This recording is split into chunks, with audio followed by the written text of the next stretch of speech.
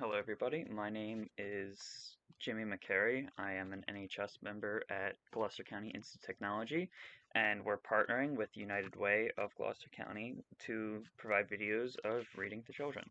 So I'm going to be reading this book here. It's called Clancy with the Puck.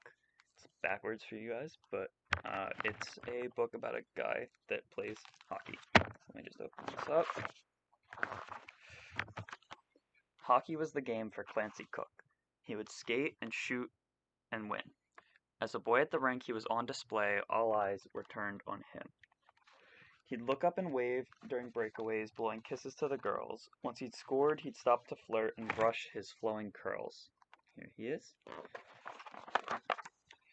The lowly Hogtown Maple Buds were a sorry, desperate team. They played like a tractor, old and slow. They were not lean and mean. Here they are.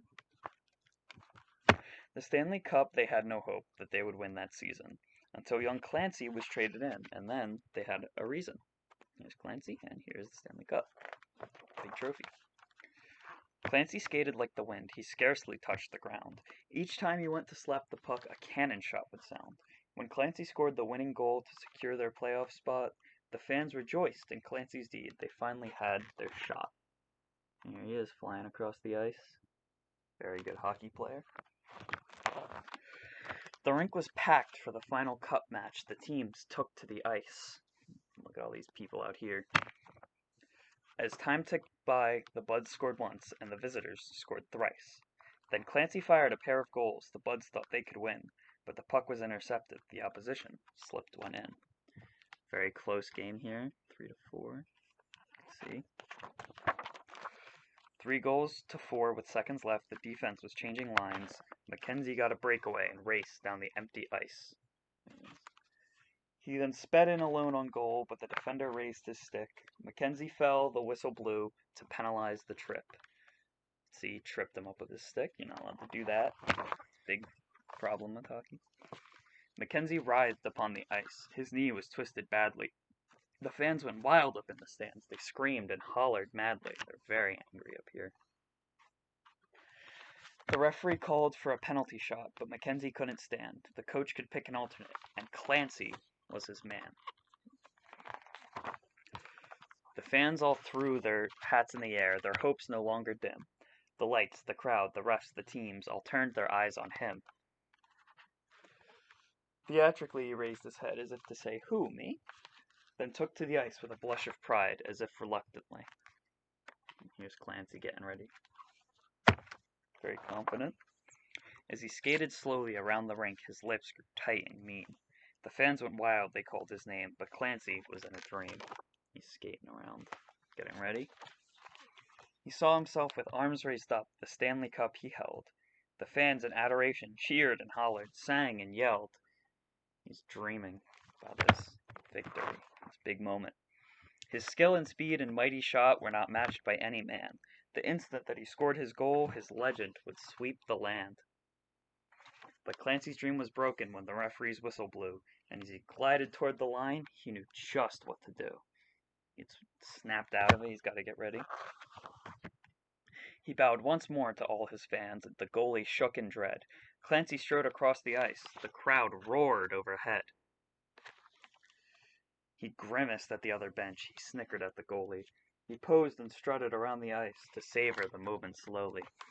Here he is staring everybody down, getting ready. Still going. Tweet! The referee looked at his watch, then blew his whistle boldly. The goalie crouched down in distress as Clancy looked on coldly. Here he is, he's scared. He's getting ready. Clancy weaved from side to side as he approached his padded foe. Down came his stick with fearsome might, a blur of puck and snow. He shoots the puck. Smacks it.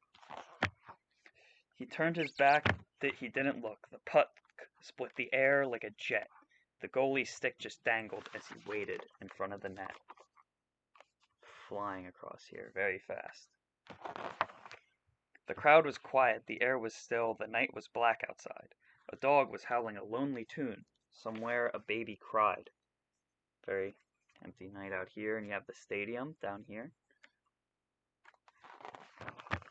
The puck deflected off the post like a comet to the sky. The Buds had lost the Stanley Cup, and the fans went home to cry. So unfortunately, he hit the post, and the puck bounced off. Old Clancy's not far from the rink these days. His hands still brush his curls. He proudly drives the Zamboni now and waves to all the girls.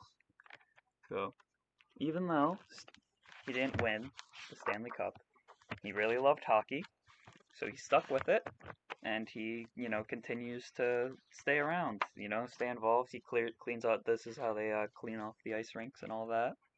So I think a big message here is that, even if you lose, it doesn't necessarily mean you have to quit. You can always keep going and stay passionate about what you love doing, as Clancy loved playing hockey, and so even when he got older, even though he lost, he still, stuck with it and had a good time.